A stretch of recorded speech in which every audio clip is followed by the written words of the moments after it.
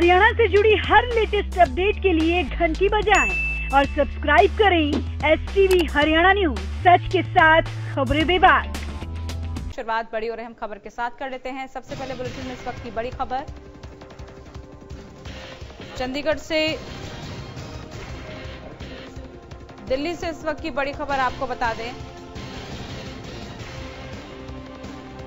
तो सियासी फेरबदल लगातार चल रहा है और उसी के मद्देनजर कांग्रेस के पूर्व सांसद अरविंद शर्मा ने बीजेपी का दामन थाम लिया है और आज ही सीएम खट्टर से उनकी मुलाकात हुई थी, जिसके बाद कुछ ही समय पहले आप उनकी प्रेस कॉन्फ्रेंस सुन रहे थे। प्रेस कॉन्फ्रेंस में उन्होंने इस बात का ऐलान कर दिया है कि वो अब बीजेपी की सदस्यता को ग्रहण करेंगे।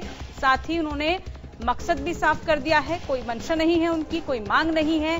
जो भी पार्टी काम सौंपेगी, जो भी उनको जिम्मेदारी दी जाएगी, उस जिम्मेदारी को वो निभाएंगे। तो बड़ी और अहम खबर इस वक्त आपको दिल्ली से बता रहे हैं, जहां पर पूर्व सांसद अरविंद शर्मा ने बीजेपी को शामिल कर लिया, बीजेपी में वो शामिल हो चुके हैं। आज ही आपको बता दें उनकी मुलाकात हुई थी, कांग्रेस के पूर्व सांसद हैं अरविंद शर्मा, और लगातार इस तरीके की हलचलें चल रही थी। 2014 में करनाल से कांग्रेस के उम्मीदवार भी थे वो। कांग्रेस को बड़ा झटका इससे जरूर लग चुका है। बीजेपी मुख्यालय में प्रेस कॉन्फ्रेंस कुछ ही समय पहले जो आप सुन रहे थे, उस प्रेस कॉन्फ्रेंस में उन्होंने इस बात का ऐलान कर दिया है। हर तबके के लिए बीजेपी ने काम किया, बीजेपी की तमाम जो योजनाएं हैं, तमाम जो नीतियां हैं, उससे वो खुश नजर आए और कहा कि उसी से प्रभावित होकर उन्होंने ये फैसला लिया है। कांग्रेस पर निशाना साधते हुए नजर आए इस दौरान, कांग्रेस पर जमकर उन्होंने निशाना साधा कि कांग्रेस की जो सोच है वो गलत है और इस सोच के साथ वो आगे नहीं बढ़ना चाहते, आगे वो इस सोच को नहीं बढ़ाना चाहते, इसीलिए बीजेपी का दामन उन्होंने थाम लिया है। साथ ही उन्होंने कहा मेरी कोई मांग नहीं है, जो पार्टी बोलेगी मैं वही काम करूंगा, पार्टी के साथ चलूंगा, जो भी पार्टी की जिम्मेदारियां जो भी होंगी उसी जिम्मेदारियों को निभाऊंगा। तो अरविंद शर्मा बीजेपी में शामिल हो चुके हैं, जिससे कांग्रेस को बड़ा झटका लग गया है। कांग्रेस के पूर्व सांसद थे अरविंद शर्मा, सीएम मनोहर लाल की मौजूदगी में पार्टी में वो शामिल हो चुके हैं। बड़ी और अहम खबर इस वक्त आपको दिल्ली से बता रहे हैं, जिसमें प्रेस कॉन्फ्रेंस आपने सुनी कुछ ही समय पहले। तो लगातार हम देख रहे हैं इस तरीके की सियासी फेरबदल अब देखने को मिलेंगे और इसी सियासी फेरबदल में बीजेपी के नाम एक और चेहरा जुड़ चुका है, लेकिन कांग्रेस को बड़ा झटका इससे जरूर लग रहा है। हालांकि अब कांग्रेस की इस पर प्रतिक्रिया क्या कुछ रहेगी, क्योंकि कांग्रेस पर जमकर उन्होंने निशाना साधा है। कांग्रेस के लिए उन्होंने कहा है कि सोच सही नहीं है कांग्रेस की, और उसी सोच की वजह से, क्योंकि वो सोच नहीं थी और उस सोच को आगे नहीं ले जाना चाहते थे, इस सोच की वजह से ही उन्होंने कांग्रेस को बाय बाय कह दिया है और अब बीजेपी के साथ वो हो चले हैं। तो जो पार्टी बोलेगी मैं वही करूंगा, ये कहा उन्होंने। साथ ही बीजेपी में शामिल होते हुए जो प्रधानमंत्री नरेंद्र मोदी की सोच है उसकी तारीफ भी उन्होंने की कि मैं उस सोच के साथ हूं।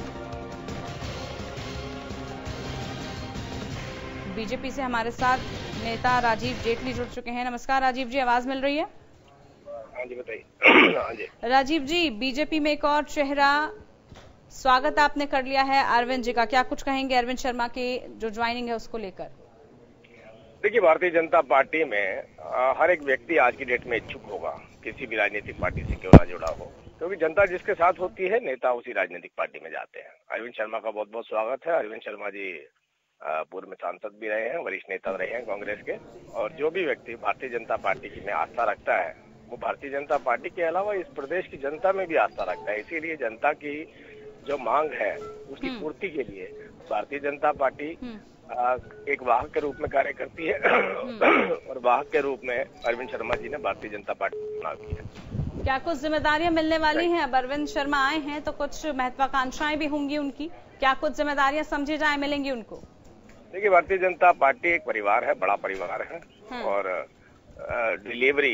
डिलीवरी में विश्वास रखती है। महत्वाकांक्षाओं का यहाँ पर कोई स्थान नहीं है, ये बात अरविंद शर्मा जी भी जानते हैं और अरविंद शर्मा जी ने अपनी आस्था भारतीय जनता पार्टी में जताई है। जेटली साहब, परिवार में सबको खुश रखना भी पड़ेगा, ये भी जिम्मेदारी समझनी होगी। सबसे पहली बात क्या कही कि जनता के लिए, जनता की सेवा के लिए वाहक के रूप में भारतीय जनता पार्टी का चुनाव जो भी नेता करता है वो अपनी महत्वाकांक्षाओं को दरकिनार करके जनता को दी जाने वाली सुविधाओं के लिए अपना सर्वस्व निछावर करने का जो प्रण लेता है वही भारतीय जनता पार्टी का। ठीक है, मतलब आपको लग रहा है कि जो भी जिम्मेदारियां दी जाएंगी उनको, उन जिम्मेदारियों को निभाएंगे वो। लेकिन इस बीच कांग्रेस पर भी वो जमकर निशाना साधते हुए नजर आए राजीव जी। कांग्रेस पर आपने कल भी देखा, वरिष्ठ नेता, सेक्रेटरी, नेशनल सेक्रेटरी कांग्रेस के, उन्होंने भी भारतीय जनता, उन्होंने स्पष्ट भी किया कि उन्होंने कांग्रेस पार्टी क्यों छोड़ी। जब देश के जवानों का अपमान किया जाएगा, उनके द्वारा किए गए कदमों के ऊपर प्रश्न उठाए जाएंगे, तो कोई भी देशभक्त उस राजनीतिक पार्टी में नहीं रुक सकता है। ठीक है, मतलब जो सोच का उन्होंने जिक्र किया, जिस सोच को वो कहते हुए नजर आए अरविंद शर्मा की, वो सोच गलत है। क्या सोच गलत नजर आई? मैंने आपसे कहा कि ये अरविंद शर्मा जी बेहतर बताएंगे आपको, जिन्होंने पार्टी ज्वाइन करी है। उनके भी थोड़े से वर्जन ले लीजिए, सारा पूछेंगे तो वो क्या बोलेंगे। ठीक है, चलिए, बहुत शुक्रिया आपका, जुड़े आप हमारे साथ। कांग्रेस से हमारे साथ तरुण भंडारी जी जुड़ चुके हैं। नमस्कार तरुण जी, आवाज पहुंच रही है आप तक? जी जी, धन्यवाद। आवाज मिल रही है तरुण जी? तरुण भंडारी जी, कांग्रेस की सोच सही नहीं और इसी वजह से अरविंद शर्मा ने बाय बाय कह दिया है कांग्रेस को। पहले तो मैं आपको बता दूं कि अरविंद शर्मा जी हमारी पार्टी में नहीं थे। पिछले 5 वर्ष से वो हमारी पार्टी में नहीं है। बिल्कुल। उन्होंने बहुजन समाज पार्टी ज्वाइन करी थी, उसके मुखिया बने थे, 2 विधानसभा क्षेत्रों से वो चुनाव लड़े। पार्टी जिस ढंग से झूठ का प्रचार कर रही है, आप आंकड़े देखिए, वो पिछला चुनाव 2 पार्टी से लड़े थे। वो कांग्रेस में ना है, उनको कांग्रेस चाहते थे, वो हमारे कई नेताओं से संपर्क कर रहे थे, परंतु मतलब वो चाहते थे कांग्रेस में फिर से आना, आप ये कह रहे हैं, और नहीं उनको जगह मिली, इसीलिए उन्होंने ये कदम उठाया। हाँ, वो करनाल से मेंबर पार्लियामेंट की टिकट मांग रहे थे, परंतु हमारा शीर्ष नेतृत्व ने इनकार कर दिया कि हमारे पास हर जगह सक्षम उम्मीदवार है। भारतीय जनता पार्टी में सब जगह वैकेंसी खाली पड़ी हुई है।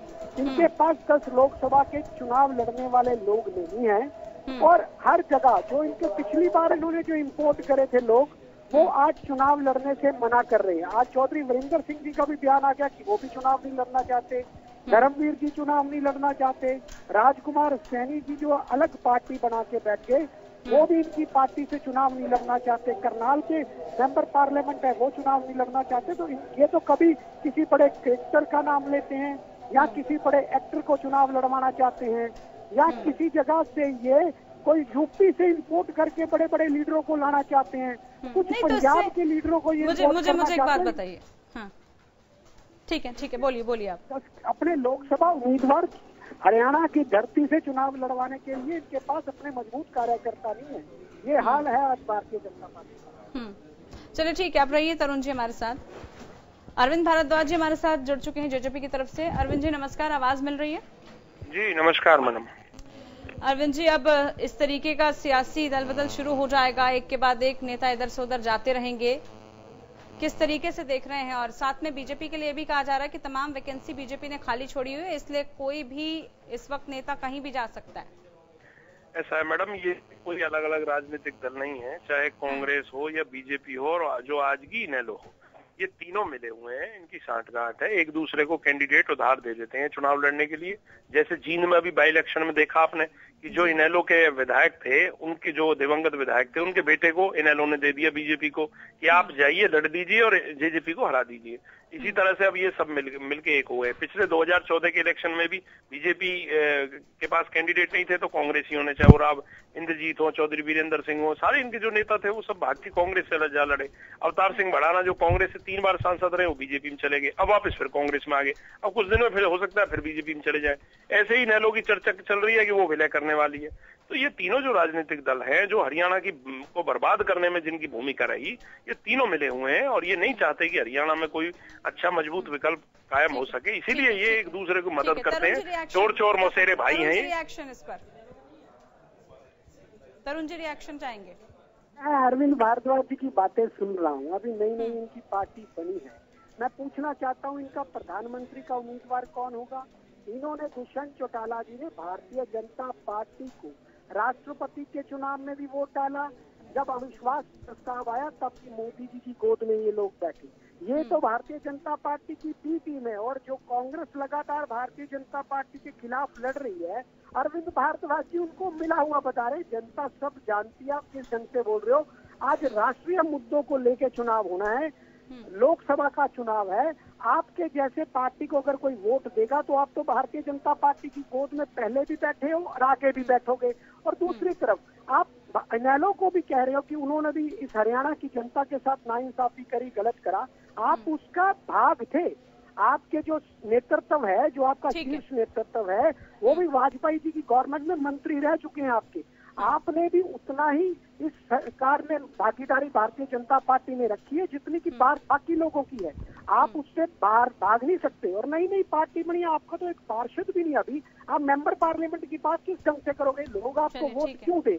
आपका प्रधानमंत्री का कैंडिडेट कौन होगा ये बताना आपको जरूरी है। आप इस ढंग से वोट नहीं ले सकते। आप नरेंद्र मोदी की सी टीम हो, आपने जीत में भी यही रंग ढंग दिखाए थे, आगे भी वही रंग ढंग दिखाओगे तो जनता आपको वोट नहीं देने वाली। ठीक है, बहुत शुक्रिया आपका तरुण जी, आप जुड़े हमारे साथ। अरविंद जी, आप भी हमारे साथ जुड़े, बहुत शुक्रिया आपका। तो इस वक्त खबर हमने आपको दिखाई जहां पर खुद क्या कुछ कहा अरविंद शर्मा ने, कांग्रेस पर निशाना साधा, साथ ही किस सोच के साथ अब वो बीजेपी में आए हैं ये भी बताया। हालांकि महत्वाकांक्षा का जिक्र उन्होंने नहीं किया, लेकिन आने वाले दिनों में क्या कुछ जिम्मेदारियां, क्या कुछ भूमिका उनकी रहने वाली है, नजर उस पर बनी रहेगी।